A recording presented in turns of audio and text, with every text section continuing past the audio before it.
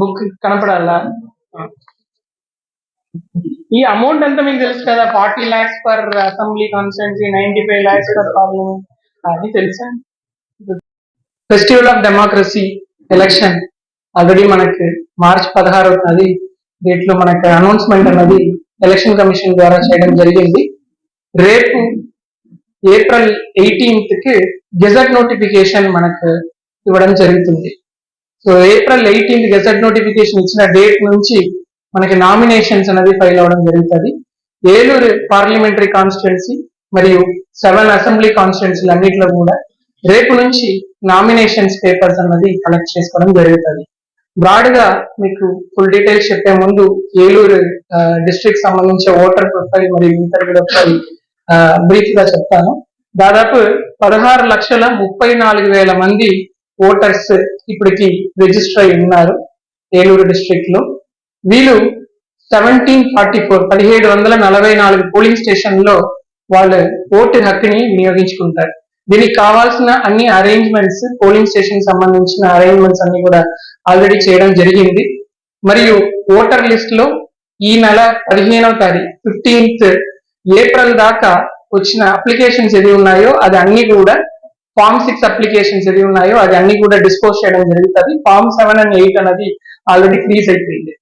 So voter role సంబంధించిన అన్ని preparations మనకి నియరింగ్ కంప్లీషన్ ప్రాసెస్ లో ఉన్నాయి. ఎపిక్ కార్డ్స్ కూడా ప్రింట్ అయినదన్నీ కూడా డిస్ట్రిబ్యూషన్ చేయడం జరిగింది. రెండవది, పోలింగ్ స్టేషన్స్ అన్ని కూడా ఆల్రెడీ ప్రిపేర్ చేసుకున్నాము. 1744 పోలింగ్ స్టేషన్స్ అన్ని కూడా రెడీ అయిపోయింది బేసిక్ మినిమం ఫెసిలిటీ సంబంధించి. థర్డ్ పాయింట్ ఆఫ్ వ్యూ వచ్చినప్పుడు ఈవీఎంస్ కి ఫస్ట్ లెవెల్ చెక్ కంప్లీట్ చేసేసి పొలిటికల్ పార్టీ వాళ్ళు ముందే ట్రాన్స్పరెంట్ గా ఫస్ట్ లెవెల్ చెక్ కంప్లీట్ చేసేసి ఇప్పుడు మన ఫస్ట్ ర్యాండమైజేషన్ ఏ ఈవీఎం ఏ కాన్స్టిట్యున్సీకి వెళ్ళాలన్నా ఫస్ట్ ర్యాండమైజేషన్ కూడా కంప్లీట్ చేసేసి ఏ కాన్స్టిట్యున్సీకి ఆ కాన్స్టిట్యున్సీ స్ట్రాంగ్ రూమ్స్ ఏది ఉన్నాయో అక్కడ ఈవీఎంస్ అనేది పంపించడం జరిగింది.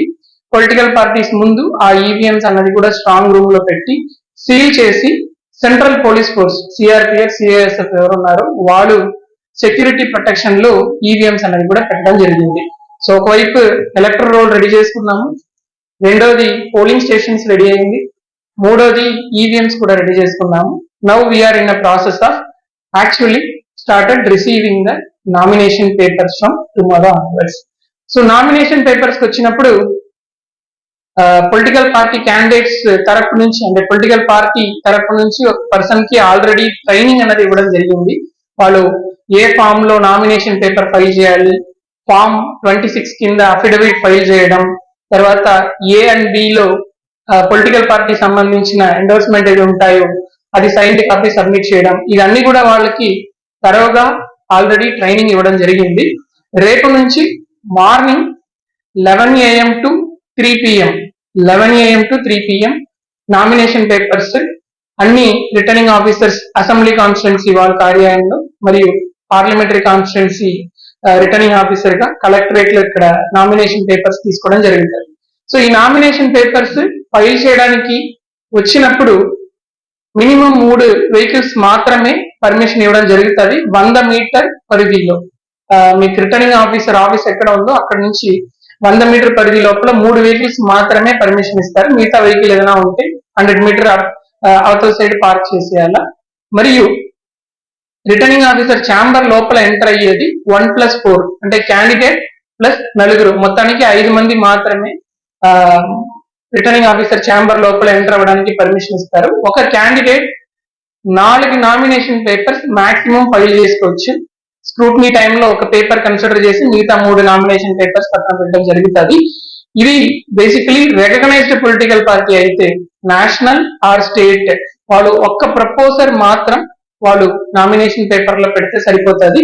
Other than recognised political party registered or independent candidates ఉంటే మాత్రం కంపల్సరీగా 10 మంది ప్రపోజర్స్ ని వాళ్ళు నామినేషన్ పేపర్ లో పెట్టాల్సి ఉంటుంది. ఇది కంపల్సరీనా. మరియు వాడు ఎలక్టర్ రోల్ లో ఎన్రోల్ అయి ఉన్న సర్టిఫైడ్ కాపీ అనేది కూడా వాళ్ళు సబ్మిట్ చేయాల్సి ఉంటుంది. కానీ సర్టిఫైడ్ కాపీ మన స్క్రూటినీకి కొంచెం ముందు కూడా మనం సబ్మిట్ చేసుకోవచ్చు. బట్ రిమైనింగ్ ఆల్ అన్ని కూడా మనం ముందే మనం కలెక్ట్ చేసుకోవడం జరుగుతుంది.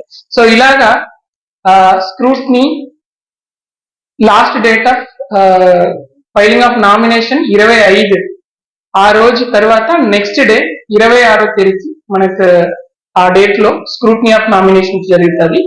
స్క్రూట్నీ కంప్లీట్ అయిన తర్వాత 29th లోపల విత్డ్రావల్ ఆఫ్ నామినేషన్స్ కంప్లీట్ అవ్వాలి. సో ఇక్కడ విత్డ్రావల్ 29th ఇస్తే కూడా 27th అండ్ 28th నాకు తెలిసి హాలిడేస్ వస్తున్నాయి. 4th సాటర్డే నెగోషియబుల్ ఇన్స్ట్రుమెంట్ కింద. సో మోస్ట్లీ 29th ఒక రోజు మాత్రమే మనకి బ్యాలెన్స్ ఉంటుంది. ఆ లోపల నామినేషన్స్ ఏదైనా విత్డ్రా చేయాలంటే విత్డ్రా చేసుకోవాలా. అది విత్డ్రావల్ కంప్లీట్ అయిన తర్వాత final list of contesting candidates ఎంతమంది ఉన్నారో వాళ్ళని లిస్ట్ ప్రిపేర్ చేసి బ్యాలెట్ పేపర్స్, పోస్టల్ బ్యాలెట్ కావాల్సిన అరేంజ్మెంట్స్ కోసం మనం పంపించడం జరుగుతుంది. ఇంకా కొన్ని అదర్ ఇంపార్టెంట్ ఆస్పెక్ట్స్, 25,000 వాళ్ళు డిపాజిట్ అమౌంట్ పార్లమెంటరీ కాన్స్టిట్యున్సీకి కట్టాల్సి ఉంటుంది. అసెంబ్లీ కాన్స్టిట్యున్సీకి వచ్చినప్పుడు అసెంబ్లీ కాన్స్టిట్యూన్సీ 10,000 వస్తారు. దాంట్లో 50% ఎస్సీ ఎస్టీ కేటగిరీలు ఎవరు ఉన్నారో వాళ్ళు 50% పే చేస్తే చాలు. సో ఇది మీరు క్యాండిడేట్స్ క్యాష్ రూపంగా అందజేయవచ్చు, ఆర్బీఐ చలాను, ట్రెషరీ చలాన్ రూపంగా కూడా అందజేయడానికి చేయొచ్చు. నామినేషన్స్ ఫామ్ 2A పార్లమెంటరీ కాన్స్టిట్యున్సీకి, form 2B legislative assembly constituency సంబంధించిన అప్లికేషన్స్ సబ్మిట్ చేయాల్సి ఉంటుంది. So form A, form B అన్నది అట్లీస్ట్ లాస్ట్ డేట్ ఏది ఉందో మనకి నామినేషన్ ఫైల్ చేయడానికి దానికి 3 o'clock ముందు పొలిటికల్ పార్టీ కన్సర్న్ వాళ్ళ సిగ్నేచర్ తో సబ్మిట్ చేయాల్సి ఉంటుంది. సో ఇది బ్రాడ్ గా మనకి ఎలక్షన్ ప్రాసెస్ మనం ముందుకు తీసుకెళ్తున్నాము. ఇది కాకుండా model code of conduct related activities కూడా మనకి ఏ రోజు అనౌన్స్మెంట్ ఆఫ్ ఎలక్షన్ స్టార్ట్ అయిందో అప్పటి నుంచి కంటిన్యూస్ గా మనం చేస్తే ఉన్నాము. ఇప్పటికి దాదాపు 13,17,00,000 worth cash, precious metal like gold, silver మరియు ఫ్రీ బీస్ ఇవన్నీ కూడా సీజ్ చేయడం జరిగింది. Round the clock flying squad teams, statutory surveillance teams, inter state check post మనకి ఒక 8 చెక్ పోస్ట్ దాకా ఉన్నాయి, 7 చెక్ పోస్ట్ దాకా ఉన్నాయి తెలంగాణ బార్డర్ దగ్గర. ఆ చెక్ పోస్టులు ఇవి అన్ని కూడా కంటిన్యూస్ గా మానిటరింగ్ లో ఉన్నాయి. సువిధ ద్వారా పొలిటికల్ పార్టీస్ ఏమేమి అప్లికేషన్స్ ఇచ్చారో అవన్నీ కూడా త్వరితగతిలో 12 to 24 hours లోపల డిస్పోజ్ చేసి వాళ్ళకి పర్మిషన్స్ అన్ని కూడా ఇవ్వడం జరుగుతున్నాయి. So we're prepared for elections. దీంట్లో ఇంకొక ఇంపార్టెంట్ ఆస్పెక్ట్, కంపెయిన్ పీరియడ్ అన్నది మార్నింగ్ 6 AM నుంచి నైట్ 10 PM దాకా మాత్రమే చేయాలి. 10 PM తర్వాత ఎటువంటి campaigns like door to door వెళ్ళకూడదు, లౌడ్ స్పీకర్ పెట్టుకోకూడదు, ఈవెన్ ఫోన్ కాల్స్ ద్వారా కూడా చేయకూడదు అనేది కమిషన్ ఇచ్చిన గైడ్ లైన్స్. ఇది ప్రైవసీ ఆఫ్ ఓటర్స్ ని ప్రొటెక్ట్ చేయడానికి కోసం ఇలా మనకి గైడ్ లైన్స్ ఇవ్వడం జరిగింది. సో ఈ ఫెస్టివల్ ఆఫ్ డెమోక్రసీలో ఏలూరు జిల్లా సంబంధించిన ప్రతి ఒక్క ఓటర్ కూడా పార్టిసిపేట్ చేయాలి. ఓట్ అన్నది మీ హక్కు మాత్రం కాదు, బాధ్యత కూడా. It's not just right, it is also your responsibility. మీరందరూ కూడా దీంట్లో పార్టిసిపేట్ చేయాలని చెప్పి nominations both online offline provision ఉంది. కానీ ఆన్లైన్ లో అప్లై చేసినప్పటికీ కూడా వాళ్ళు ఫిజికల్ గా రిటర్నింగ్ ఆఫీసర్ ఈ దగ్గరికి వచ్చి మాత్రమే ఫిజికల్ గా మాత్రమే హ్యాండ్ ఓవర్ చేస్తేనే నామినేషన్స్ అనేది యాక్సెప్ట్ చేయడం జరుగుతుంది. రెండో విషయం, మనకి ఏ రోజైతే నామినేషన్ అనేది క్యాండిడేట్ ఫైల్ చేస్తారో ఆ రోజు నుంచి కూడా ఈ ఎలక్షన్ రిలేటెడ్ ఎక్స్పెండిచర్ అనేది క్యాండిడేట్ అకౌంట్ కి బుక్ అవుతుంది. ఇప్పటి వరకు కూడా పార్టీ అకౌంట్ కి వెళ్తుంది. ఇప్పటి వరకు కూడా ప్రచారంలో ఇవన్నీ కూడా పర్మిషన్స్ తీసుకున్నప్పటికీ కూడా అది క్యాండిడేట్ అకౌంట్ అనేది ఫైల్ అవడం లేదు. బట్ నామినేషన్ వేసిన దగ్గర నుంచి కూడా క్యాండిడేట్ ఎక్స్పెండిచర్ అనేది కూడా క్యాండిడేట్ అకౌంట్ కి మాత్రమే కౌంట్ అవుతుంది.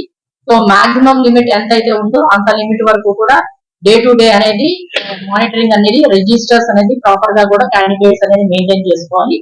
రెండో విషయం, మనకి నామినేషన్ రోజు వేసేటప్పుడు ర్యాలీగా వస్తారు అంటున్నారు. ర్యాలీగా వచ్చినప్పుడు ఎనీ ర్యాలీ ఆర్ ప్రొసెషన్ అనేది 10 vehicles అనేది అటెస్టేషన్ అనేది అలో చేస్తారు. 10 మించి వెహికల్స్ ఉన్నప్పుడు మళ్ళీ అది సపరేట్ గా ఇంకొక 10 స్టేషన్ మెయింటైన్ చేయాలి. కానీ 10 మించి వెహికల్స్ అనేది మూవ్మెంట్ అనేది జరగకూడదు. బట్ విత్ ఇన్ 100 meters అయితే మాత్రం 3 vehicles మాత్రమే అలో చేయడం జరుగుతుంది. తర్వాత నామినేషన్ ఫైల్ చేసిన తర్వాత ఏదైతే మనం ఎలక్షన్ క్యాంపెయిన్ చేస్తారో ఈ క్యాంపెయిన్ చేసే టైంలో ఎడ్యుకేషన్ ఇన్స్టిట్యూట్స్ లైక్ స్కూల్స్ కానీ, అంటే గవర్నమెంట్ స్కూల్స్ కానీ, ప్రైవేట్ స్కూల్స్ కానీ, ఎయిడెడ్ స్కూల్స్ లో కానీ ఎక్కడ కూడా ప్రచారానికి స్కూల్స్ అనేది ఎడ్యుకేషన్ ఇన్స్టిట్యూట్స్ అనేది వాడకూడదు. సో అది క్యాండిడేట్స్ కొంచెం దృష్టిలో పెట్టుకొని చేయాలి. ఇది కాకుండా మనకి మత సంబంధమైనటువంటి చర్చెస్ కానీ, టెంపుల్స్ కానీ, మసీద్ ఇలాంటి వాటి దగ్గర కూడా ప్రచారానికి వాడకూడదు. ఇది కాకుండా దీనికి సంబంధించి మనకి జిల్లాలో ఎంసీఎంసీ టీమ్ అనేది ఉంది, media certification and monitoring committee. ఈ కమిటీ ద్వారా కూడా ప్రతిదీ కూడా ప్రీ సర్టిఫికేషన్ అనేది తీసుకోవాలి. ఏదైతే మనకి ఎలక్ట్రానిక్ మీడియా కానీ, ప్రింట్ మీడియా కానీ పబ్లిష్ చేయాలి, క్యాంపెయిన్ చేసుకోవాలనుకున్నప్పుడు కంపల్సరీగా వాళ్ళు ఏదైతే కంటెంట్ ఇస్తారో ఆర్ పోస్టర్స్ ఇలాంటివన్నీ కూడా ప్రీ సర్టిఫికేషన్ అనేది ఎంసీఎంసీ టీమ్ ద్వారా కూడా ప్రీ సర్టిఫికేషన్ తీసుకొని అదంతా కూడా మనకి కరెక్ట్ గా ఎటువంటి కంటెంట్ వైలేషన్ లేదు మోడల్ కోడ్ అనుకున్న తర్వాత ప్రీ సర్టిఫికేషన్ ఇవ్వడం జరుగుతుంది. దాని తర్వాత వీళ్ళు ఇవి త్రూ మీడియా ద్వారా కూడా అడ్వర్టైజ్ చేసుకోవచ్చు. ఏదైతే ఈ విధంగా అడ్వర్టైజ్ చేసుకుంటారో క్యాంపెయినింగ్ కోసం అనేది కంపల్సరీగా కూడా పెయిడ్ న్యూస్ అని చెప్పి అది రాయాలి. న్యూస్ వేరు, పెయిడ్ న్యూస్ వేరు. క్యాంపెయిన్ చేసే ప్రతిదీ కూడా పెయిడ్ న్యూస్ కింద రావాలి.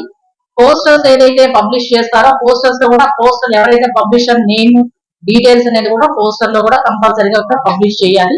ఇవన్నీ కూడా క్యాండిడేట్ ఎక్స్పెండిచర్ అనేది బుక్ చేయడం అనేది జరుగుతుంది.